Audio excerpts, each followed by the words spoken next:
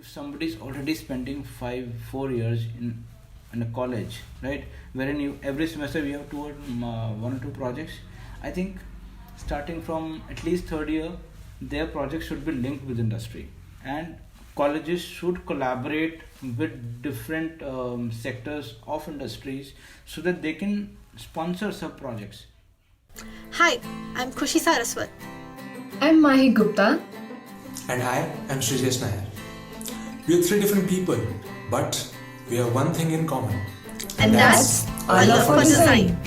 So, why are we here?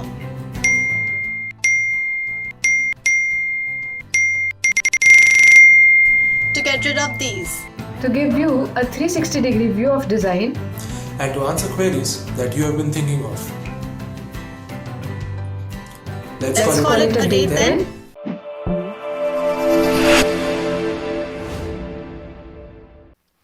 Namaste. Welcome to the first episode of Design It. Today, we'll be talking about design education with our very special guest. He's also been our mentor. He's someone who has experienced different spheres of design. He was the former lead designer at LG, UX manager at ENY, and also a design educator associated with different educational platforms and institutes. Mr. Avnish Priya Gautam. Welcome, sir. Thank you so much. It's an honor Sujesh, to have you Mahi here. and Khushi, thank you so much for having me. Hello, sir. Hi. Sir, as we mentioned before, that we'll be talking about design education. Before moving forward with the main topic, let's go back in time and know how you got into design. See, it was not pre-planned. Like I will be studying design. So as all of us, like all the kids during their 10th, 11th, and 12th standard, I was also very confused which discipline to go forward with. So yeah, I tried my options in different colleges and places, but I could not get through them. And eventually, I studied engineering as my bachelor's. And towards my final year, I applied for NID for masters in product design, and I got through it. And that's when I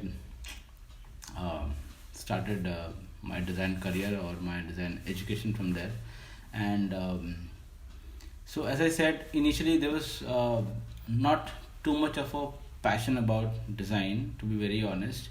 But once I started studying there, that's when I realized, I mean, in that atmosphere which I got in NID, and the entire curriculum and everything, all the activities in that space, that made me realize about the importance and the value of design, and also I started liking that uh, area, which I still like, and I still want to learn more.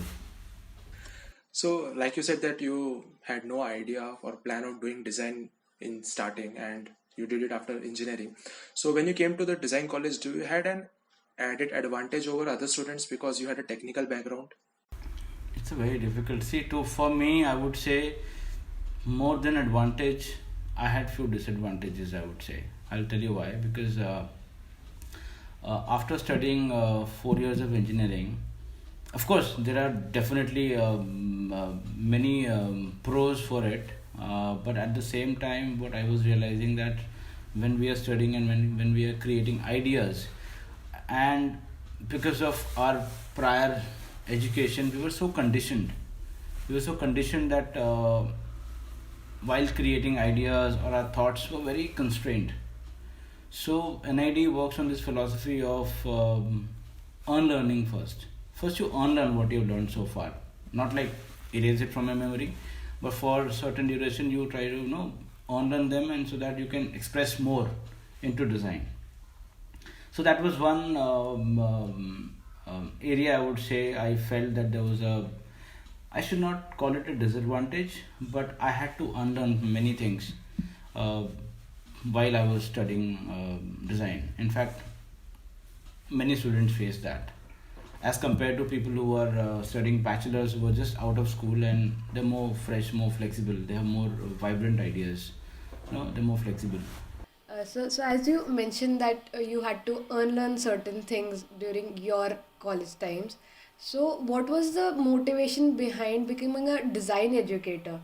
And even after having a stable job at LG, So, what was the zeal, or what did you want to add to the design education?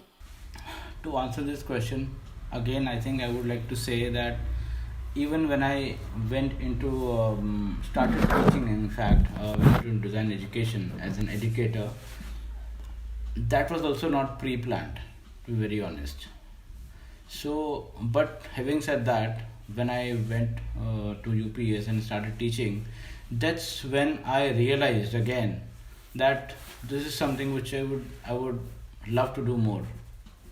And because I think while we teach, this is for, I think, will be true for any teacher, anybody who's teaching, they learn more than the students.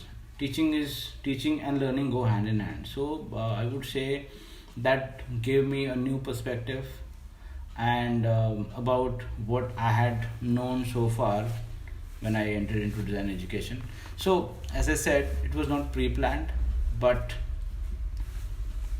I started liking it, and I thought that this is the area I should be putting my more efforts into. And I still teach at different places, not exactly like as a permanent teacher associated with any college, but I do some teaching for other schools and organizations on weekend basis. So I'm still in touch with students, and I would love to continue that way. All right, sir. So, after entering into the education sector, how did you find the curriculum? And did you like compare it with when you were a student in NIT, and how did you like find it? See, when I started teaching, so it was not like that. I immediately started comparing, oh, this is what I used to learn while I was in NID, or this is how the curriculum is in NID, and this is how it is in our college. It didn't happen that way, but because all teachers, faculty, they sit together and they always plan for what to do next year, how can we improve our learning experience with the students. That's when we start comparing what we have in our college and what other colleges are offering as in their curriculum. So first thing and foremost which I realized was that, and I think it is not only in the college where I was teaching. um, if I compare the curriculum in NID or any or many other colleges, so let's say if you talk about foundation, right, and bachelor's versus masters. So the foundation, I would say, it is very important, and it should not be focusing only on the core skills. It should be very multidisciplinary, right? It should include cultural aspects, it should include political aspects, it should include humanitarian aspects. So that's when I think many places they sometimes lack in these kind of areas in their curriculum.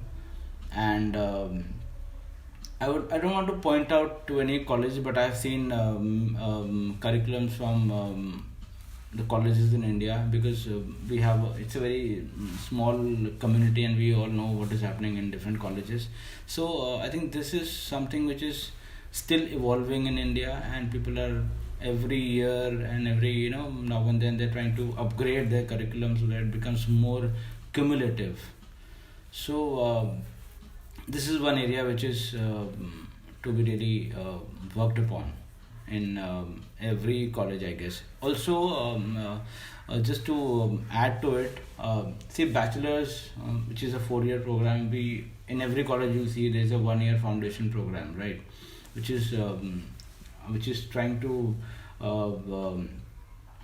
build the foundation of design, like the impact of design, importance of design, history of design, and other things. But the point is, if we talk about masters, and we all know, because people they enroll in masters program from they come from very different backgrounds. Somebody is coming purely from non-design background, somebody is coming from, let's say, architecture or some art background. They still have an idea of what design is, but I think in masters also there should definitely be a foundation program, so that it becomes a very smooth transition into a non-design background into a design field. That is where a lot of students face problems, especially in masters, when they start their journey in design. So this is where I think curriculum needs to be focusing on. Just an overall idea, I would say. So, sir, as you mentioned about masters and having a foundation program in masters, do you think that 2 years are enough for a design masters program, be it in any country or even in India? See, it is very contextual, I would say. So, let us assume a student who is enrolling for a master's program, but he's completely from non-design background, right? Which he or she doesn't have any idea of what design is, right? So for them, I think it might take a little more longer time as compared to students who are already coming from a background which, let's say, somebody who's done studied a bachelor's of design and then he's entering into masters of design. So for him, the journey will be very different, and for a person who is from non-design background, the journey would be very different. So I think in masters, there has to be some way to solve solve this problem, I would say, because this is where classmates, let's say there's two students in the same class, they face issues because they very difficult to cope up, right? So that's one area wherein masters program should be really focusing on how their curriculum should be. As I said, there has to be a bridge which is called foundation in masters also, very very important. And then it comes, because that's why it's called masters, because it is moving towards some specializations, right? So, and then once you have a basic idea of the design foundations and other values of design, impact of design on society, similarly, and then you focus on the core, the speciality of whatever program they are enrolling for. So I think this is how curriculum should be designed, not like just like how do you say, like a template, like this is the template of a master design, and you come and you study and you go. But a lot of students, they just pass out very confused. They don't know what they've done. So it is a very critical area, I would say, which should be definitely taken care of in master's program. So that is why, just to answer your question, it has to be very flexible, whether it is a 2.5 years of program or it is because there are some places in other countries wherein you have masters for 1 year also, and like in India we have 2.5 years also. So I think this has to be a little flexible about, depending on what background you're coming in. Just my idea of how masters should be. And also at the same time, as we all know, design is actually about a lot of observation and how much varied your thinking is. So I'm not saying somebody who's coming from engineering background doesn't have any clue of what design is. Definitely they're more aware. So their prior knowledge is also of a lot of value, right? So similarly, again comparing this, a person who's coming from 4 years bachelor's program into masters, he has a different set of understanding, and this will have a different set of understanding. So they both have some value which they will carry forward from their prior knowledge. So this has to be like really well understood how it can be streamlined into a curriculum, and that's I think that's this is what I think. Okay, sir. So, what is your take on doing masters from abroad versus doing it from India? Okay, I think the answer for this question lies in how can we design better. Basically the answer is here. So as we all know that design is a very multidisciplinary, multicultural and so many multis here, right? And if you have a very varied perspective on things, on culture, on society, on history, on politics, on technology, everything, right? On That'll really help you in taking good decisions about your ideas and thoughts, like which one to take forward, for example. So, see, earlier, uh, whatever, let's say we are designing certain product in India, and somebody at the same time is working on a project which is sitting in Europe in some city, right? So, पहले क्या था कि the I would say there were some regional specifics to the products, right? Like this is fitting in India, this is fitting in certain market, this is fitting in certain market. But recently or off late, what has happened is that things are designed keeping global market in mind, right? Which means you can design a product which can fit, especially technology based products, or technology based products which are fitting into all societies at one, one single product which can cater to people from everywhere in the world, right? So just to let's go back to what we started. So point is, if you study in India, not only for masters, I would say for bachelors also, if your college is offering a good mix of cultures to mingle around, to know more about what is right for you, and could be wrong for, not right, what is I would say what fits in your society might not fit in some other society, right? And it happens, no? So once you have a good understanding of different cultures, or different ethnicities, for ethnics, right, coming from different ethnics. So point is, let's say if you compare a college in US, you'll have a very good mix of students coming from different countries. So you'll be more aware about yes and no's, what fits where. But if you study in India, I've seen most of the students are from India itself. We all share similar thoughts. They're not very different. Of course, we say that India is a very very diverse country. Of course, we are.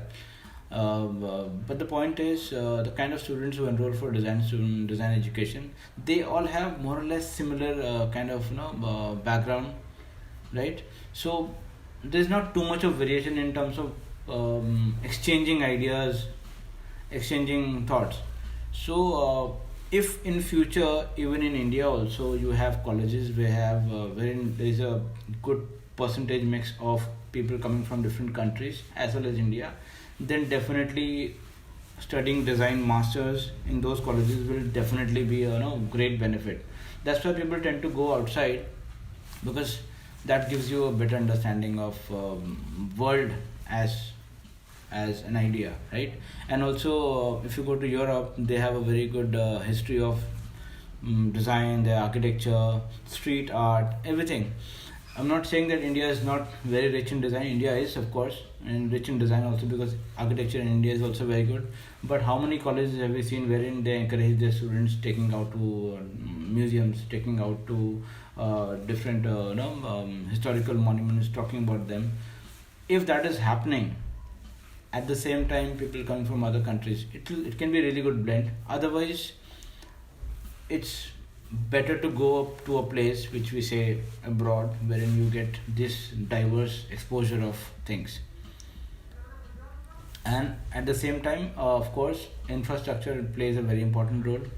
So some of the colleges in India might have very good infrastructure in terms of the emerging technologies, so that it's not, see, the idea of having these new technologies or new future technologies, it cannot be just theoretical.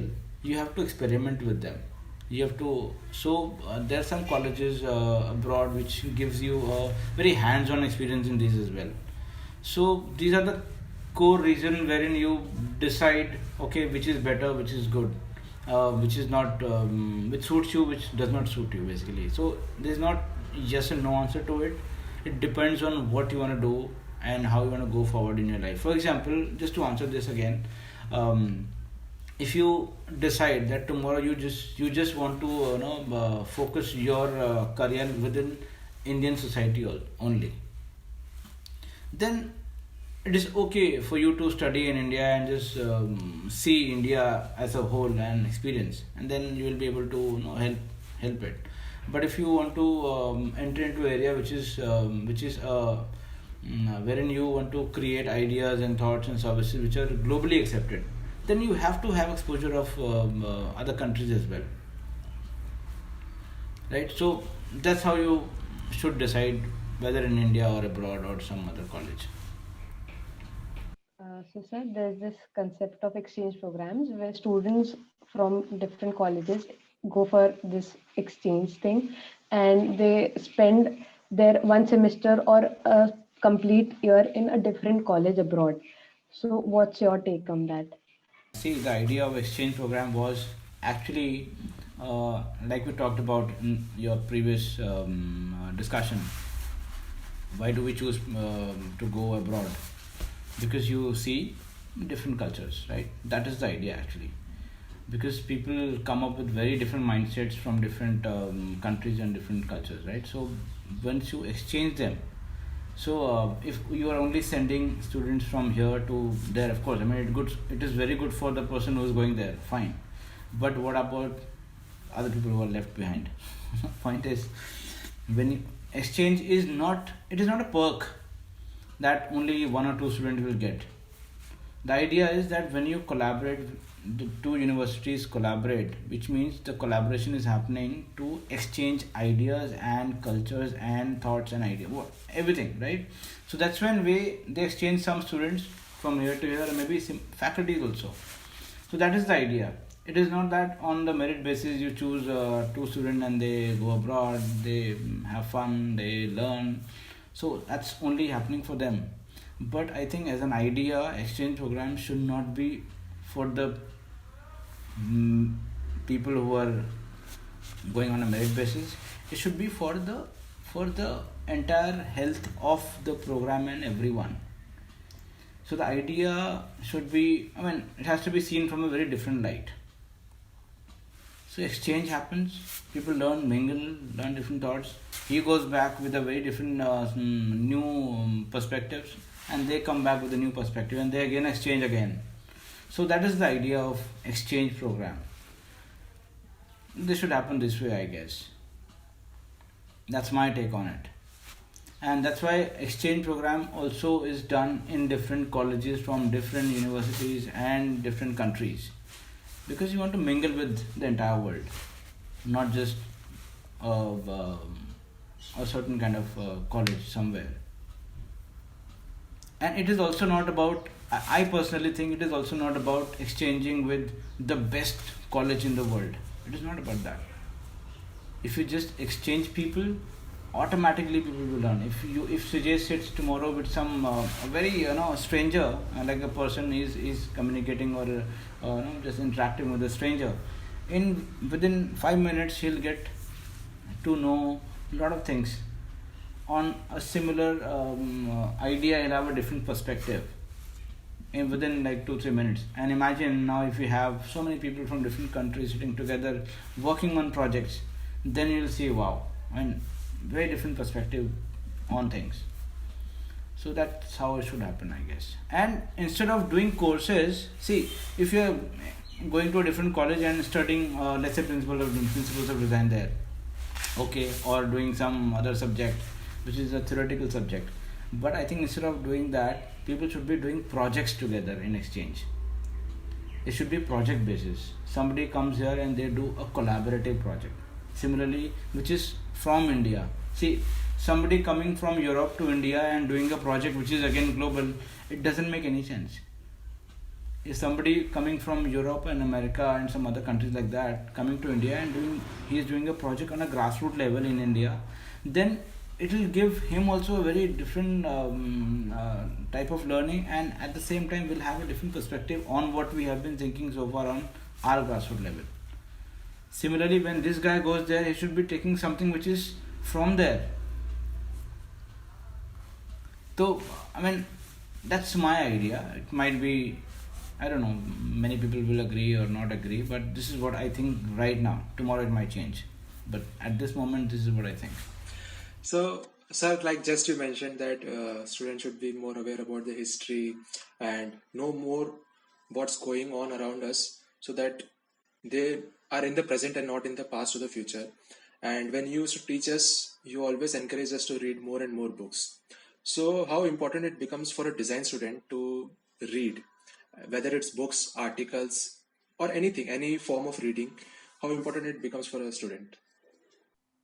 Uh, See, it's not only just reading. In the sense, nowadays we have so many no, mediums to get our information from.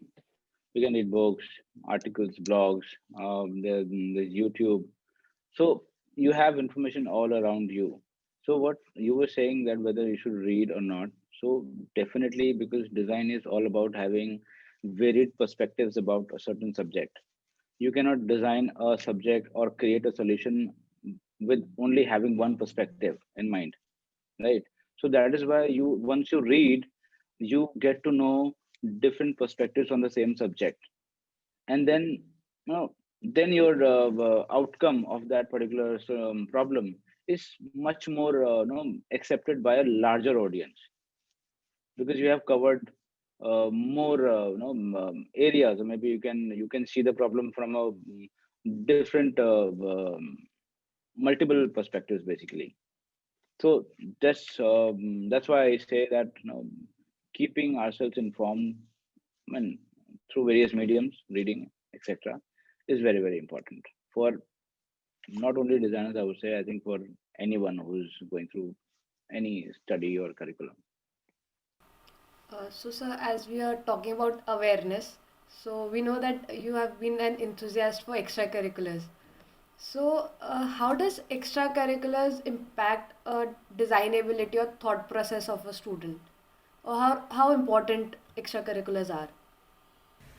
Okay, first let's talk about extracurricular, not only for design students but generally in anywhere.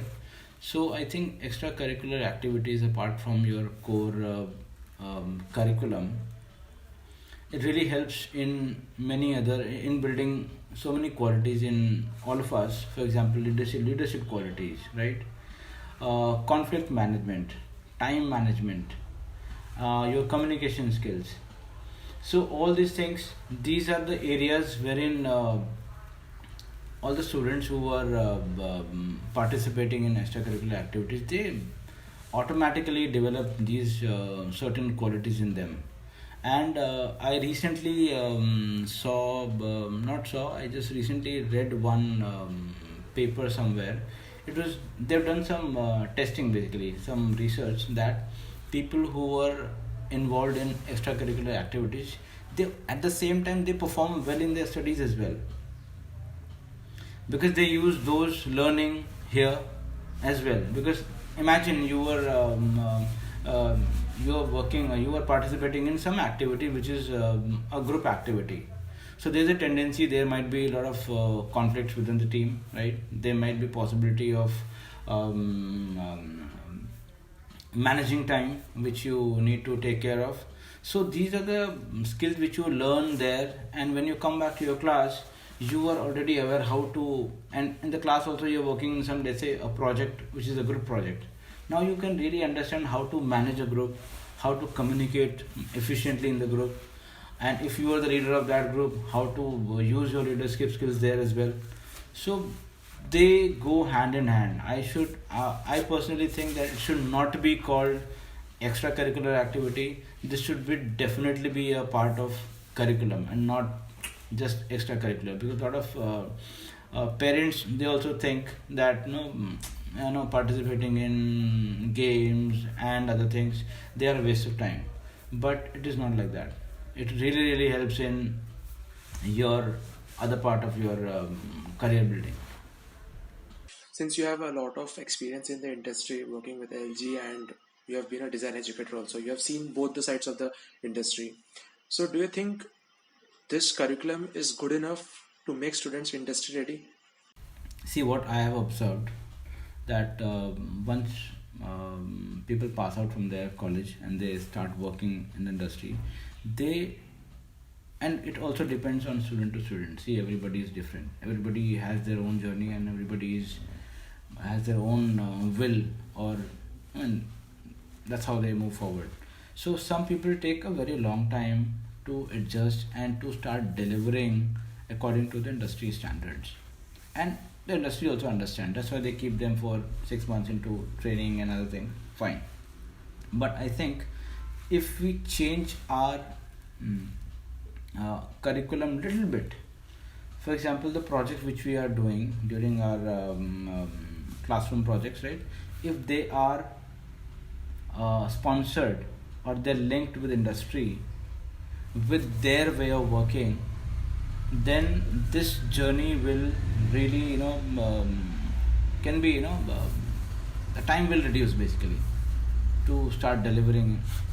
And at the same time their learning is also very good, and they are also updated about what is happening currently in the industry and how people work. And they will start learning what is time management, they will start learning how to deliver, what is the best quality accepted by the industry. Otherwise what happens is, we're doing a classroom project, right, we're not aware about certain technicalities, certain things which might be issues in, let's say, producing, or in terms of core idea itself, and we just create one project, we create some renders, it is all hypothetical, and that's it. And after a few years, when you go in your start working, then you realize, oh really, what have I done so far, did I waste my time? So if somebody is already spending 4 years in a college, right, wherein you every semester we have one or two projects, I think starting from at least third year, their projects should be linked with industry, and colleges should collaborate with different sectors of industries, so that they can sponsor sub projects with the students.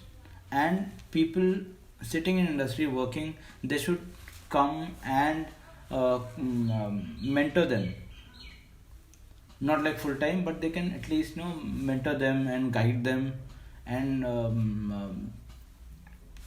train them basically. So I think that could be a very good way of working. And maybe why not a student during their project is sitting in some company and not in the campus? That is also possible, no? I mean, like not like for the entire semester, but for certain duration. Let's say 1 week is going to, two students are sitting in Microsoft, two students are sitting in LG, somebody sitting in Samsung, doing their initial study, and then coming back, preparing their project, getting mentorship, guidance from industry. At the same time, teachers also.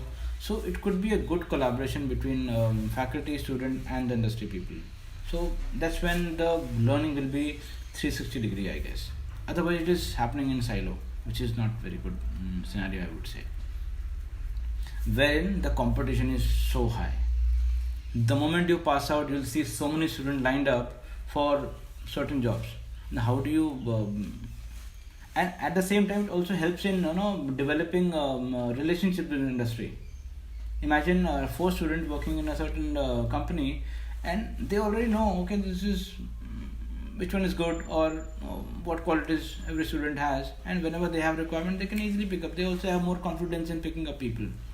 So even for them, recruitment become easy. So it's a win-win for everyone, I guess. Basically, like they can also easily understand the design process of students, how they think, so they know who is a perfect fit for the company. Yes, so because they're looking for a fit for their organization, and I don't think in a interview which is 20 minutes, I don't think we can guess, we can judge. I mean, it sounds very, this thing, okay, we have got the best candidate. Best is a myth. Best is nothing. We have to find a fit person. I mean, which can fit into our organization. Because some people are really good with their skills, but in the culture they don't blend, for example. Or somebody who's really good with people, but is not good with his certain skills. So how do you get a perfect match?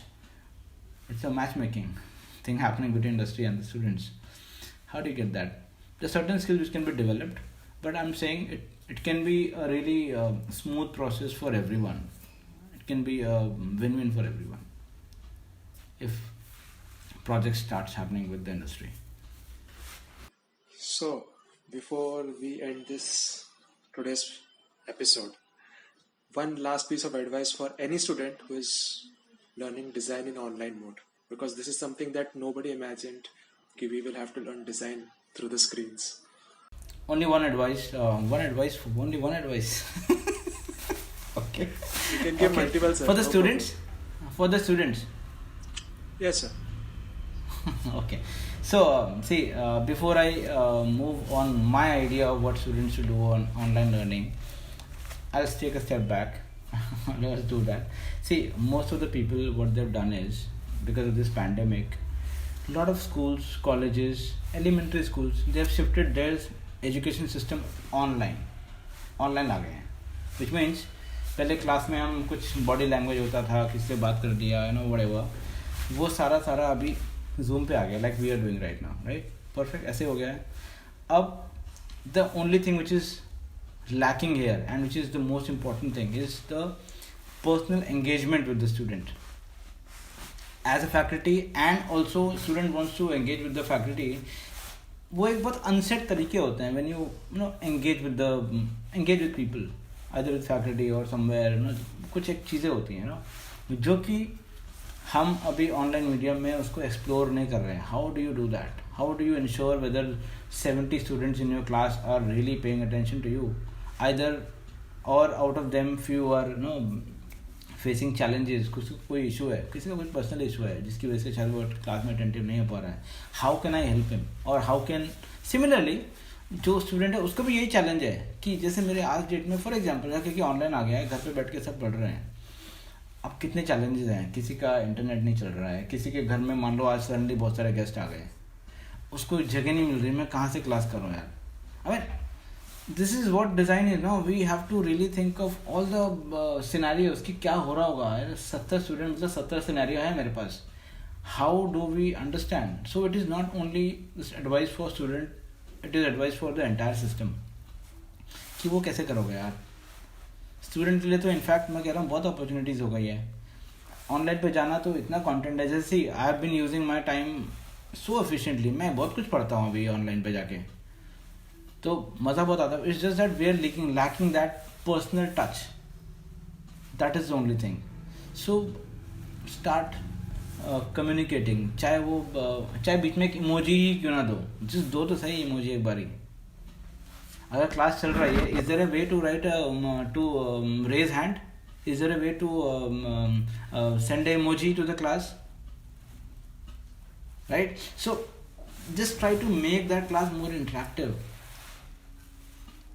मेरा तो यही suggestion है कि यार इसको interactive बनाओ. बाकी तो और क्या है, सब्जेक्ट वहाँ से आ रहा है, तुम सुन रहे हो, यही होता था. बट उसके अलावा जो चीज़ें हैं ना वो मिसिंग है यार, जिसकी वजह से क्लास इंटरेस्टिंग होती है, जिसकी वजह से आप ठीक है आपने ये बताया बट मेरा सवाल मैं तो ऐसा सोचता हूँ, लेट्स हैव अ डिस्कशन. वो डिस्कशन कैसे होगा? क्या वो डिस्कशन हो रहे हैं क्या डिस्कशन? वैसे वो डिस्कशन तो मिसिंग है ना, उनका कुछ करो ना. This is what I don't know whether it was advice or not.